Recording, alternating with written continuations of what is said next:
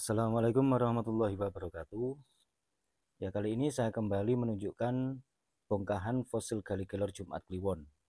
Bongkahan fosil Gallikelor Jumat Kliwon ini dulunya banyak sekali teman-teman. Ada berapa puluh, saya sendiri juga nggak ngitung, mungkin sekitar 80 lebih ya. Kalau nggak salah 80 lebih bongkahan petakan-petakan begini, dan sekarang ini tinggal segini. Ini adalah fosil Gallikelor Jumat Kliwon yang sudah sering saya tunjukkan di video-video saya sebelumnya. Tentunya buat sahabat-sahabat yang selalu menyaksikan video saya, ini tidak asing lagi. Dan di sini juga sudah ada yang jadi fosil Gallikelor Jumat Kliwon ukuran besar, tapi tidak terlalu tebal. Untuk ketebalannya sudah sedang ya, cukupan untuk ukuran liontin. Ini sengaja saya bikin sedemikian rupa, saya bikin selebar ini dengan harapan agar mempunyai fosil Gallikelor yang bisa dipakai untuk liontin. Tapi nyatanya sampai sekarang pun saya belum mendapatkan liontinnya yang pas. Karena kalau tidak pesan ini agak kesusahan untuk mendapatkan liontin yang seukuran gini. Memang ada sih yang sudah jadi biasanya, tapi jarang sekali, kebanyakan masih di bawahnya ini ukurannya. Makanya sampai sekarang saya belum pernah mendapatkan atau belum bisa mendapatkan liontin yang seukuran ini. Ini kalau diukur kira-kira panjangnya diukur 60,5 mm ya. 60,5 mm panjangnya. Terus kalau lebarnya saya ukur coba 30,5 mm. Ya, 30,5 mm berarti 60, berapa ini tadi? 60,5 kali 35 mm ya. Ukurannya segitu. Ini sudah jadi, sudah lama sebenarnya teman-teman. Sudah lama, sekitar mungkin kalau nggak salah sekitar 6 atau 7 bulan yang lalu. Saya asah dengan cara manual. Ya. Ini asahan manual hanya menggunakan amplas tanpa menggunakan mesin asah. Ini kalau dihaluskan lagi dengan menggunakan mesin asah bisa, dan tampilannya sudah pasti akan lebih halus lagi dan akan lebih mengkilat lagi. Karena ini saya mengasahnya hanya menggunakan amplas dengan cara manual. Tentunya ini juga sudah aktif secara alami, apalagi ini asahan sudah lama, sekitar 6 atau sampai 7 bulan yang lalu, seingat saya kurang lebih begitu. Kurang lebih segituan kira-kira, karena ini sudah lama sekali. Masih saya simpan dan aktif secara alami.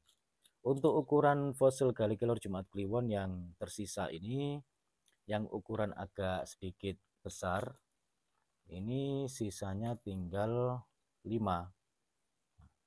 Agak sedikit besar dibanding yang lainnya di sini ini. Selain itu ini juga agak sedikit tebal selain besar. Dan ini juga sudah pernah berkali-kali saya tes dulu. Pernah saya tes dengan senapan angin, sasaran gelas, alhamdulillah gelasnya tidak sampai pecah, mampu bertahan. Apalagi ini fosil Gallikelor yang dekat intinya dulu itu. Ini agak sedikit tengahnya bagian sini. Terlihat jelas di sini agak sedikit kerlap-kerlip kalau dilihat. Ini fokusnya saya tata lagi ya. Nah, ini. Apalagi kalau ini diasah atau dibasahi, maka akan kelihatan lebih jelas lagi bagian sininya. Karena ini terkena debu sehingga tidak terlalu jelas. Kalau diasah hasilnya seperti ini, hitam, kira-kira seperti ini. Apalagi ini kalau dihaluskan lagi dengan mesin pengasah, maka akan semakin hitam lagi. Di sini ada motif kendiknya, hanya saja kendiknya ini tidak sampai tembus ke bawah ya, hanya bagian depannya saja. Tapi kalau untuk ageman, ageman sekaligus untuk liontin, insya Allah sudah pas, sudah sesuai.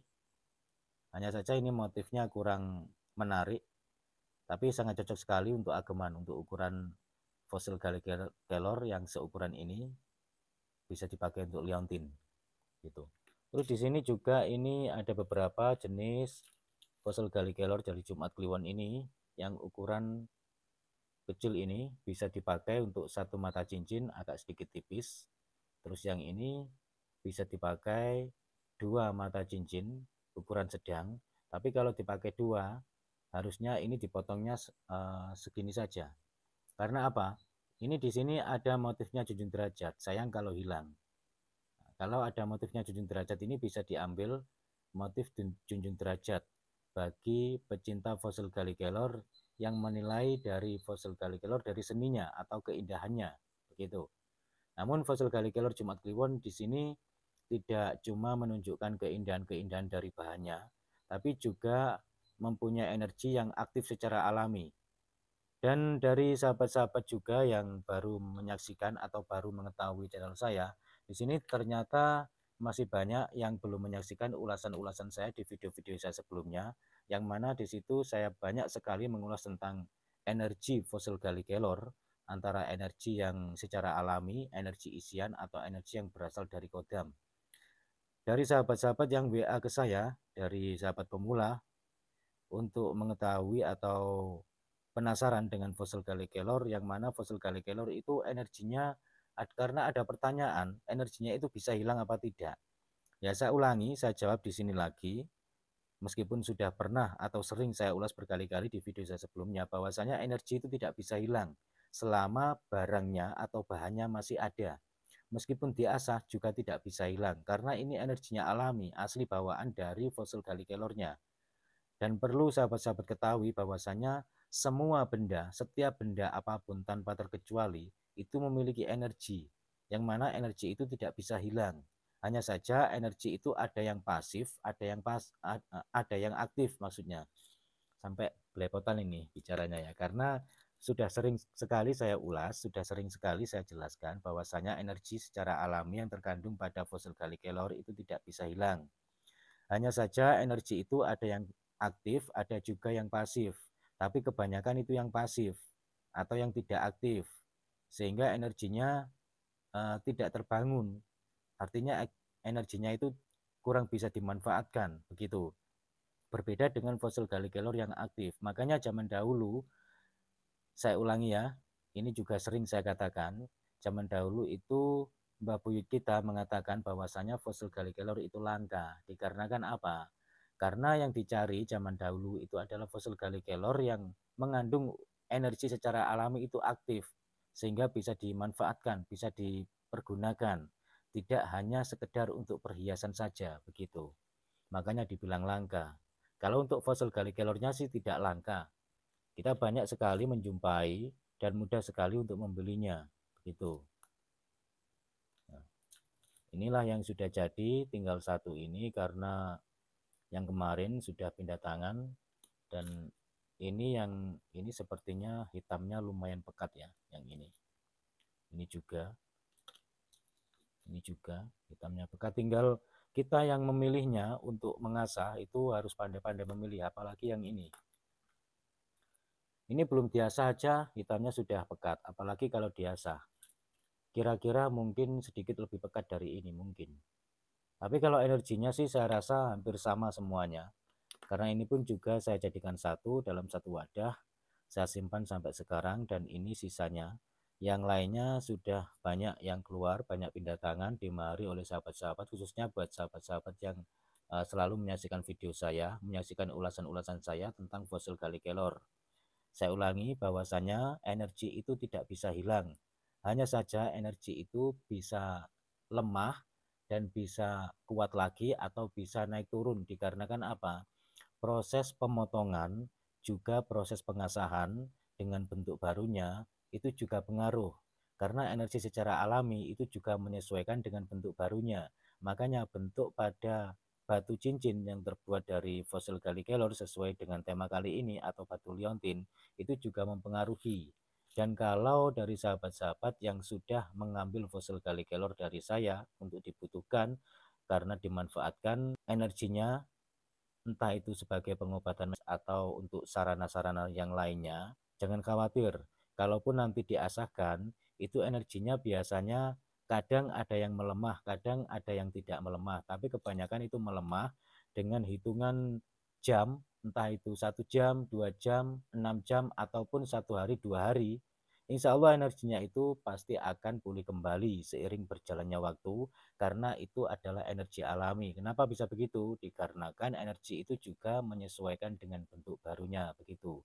Sama halnya dulu pada saat fosil Gallikelor Jumat Kliwon ini, sebelum saya belah-belah masih dalam bentuk bongkahan besar, itu energinya lumayan kuat. Setelah saya belah-belah menjadi ukuran segini-gini, ternyata energinya lemah.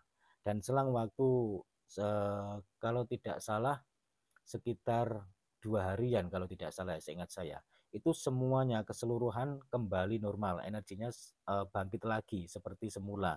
Ada juga sih dalam hitungan jam sudah bangkit, tapi tidak semuanya. Nah, dan jarak waktu sekitar 2 hari, seingat saya dulu itu semuanya kembali bangkit, semuanya kembali kuat lagi. Karena itu juga menyesuaikan dengan bentuk barunya. Makanya fosil Gallikelor yang sudah berbentuk mata cincin, mata liontin, atau mungkin yang masih dalam bentuk bongkahan begini, kalau dites dengan senapan angin, khususnya fosil Gallikelor yang aktif loh ya. Ini yang saya katakan khusus fosil Gallikelor yang aktif. Kalau yang pasif tidak bisa. Begitu.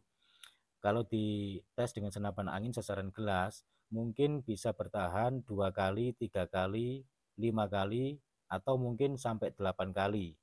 Terus setelah itu bisa jebol sehingga gelasnya bisa pecah. Dikarenakan apa? Yang namanya energi alami itu terkena hentakan berkali-kali, itu pengaruh teman-teman. Karena itu sifatnya ngetes, coba-coba. Berbeda lagi pada saat pas menghadapi kenyataan. Karena ada pengalaman dari sahabat saya sendiri yang dulu itu sempat mengambil fosil Gallikelor Jumat Kliwon masih dalam bentuk bongkahan, kira-kira ukurannya separuhnya ini. Nah, lebih besar dari ini, kira-kira separuhnya ini. Saya tes, itu tidak apa-apa. Saya bidik dengan senapan angin sasaran gelas sampai 3 kali, alhamdulillah gelasnya tidak pecah. Setelah di rumah, dites lagi sama teman saya, dibidik dengan senapan angin. Pertama tidak pecah, keduanya pecah. Terus dibawa lagi ke saya. Bagaimana ini kok bisa pecah? Terus saya jelaskan. Ya, alhamdulillah bisa nerima, terus dibawa pulang kembali. Setelah dibawa pulang, ternyata sahabat saya itu mengalami kecelakaan di situ, mengalami jatuh tabrakan dengan kendaraan sama-sama bermotor. Alhamdulillah meskipun motornya di situ rusak, motornya di situ banyak yang hancur dan pakaiannya pun banyak yang sobek. Alhamdulillah sahabat saya tersebut tidak tergores sedikit pun. Alhamdulillah itu fakta dan saya mengetahuinya sendiri karena saya sempat menengoknya, sempat melihatnya ke rumahnya. Begitu dulu itu ceritanya begitu. Dan itu fakta. Ya itulah termasuk salah satu bukti dari sekian banyak kuasa Tuhan bahwasanya setiap benda yang diciptakan oleh Tuhan di muka bumi ini tidaklah sia-sia. Pasti banyak manfaatnya. Hanya saja kita sebagai manusia biasa tidak mungkin menguasai, tidak mungkin mengetahui secara keseluruhan kecuali pas pada saat kejadian begitu. Ya, baik teman-teman, pada ulasan fosil Gallikelor kali ini cukup sekian dulu dari saya. Kurang lebihnya saya mohon maaf apabila masih ada salah kata atau masih ada kekurangan pada saat pas saya menjelaskannya, mungkin kurang detail atau kurang lengkap. Nah, itulah termasuk salah satu dari sekian banyak keterbatasan saya. Ya, sekian dulu. Wassalamualaikum warahmatullahi wabarakatuh. Rahayu, salam budaya.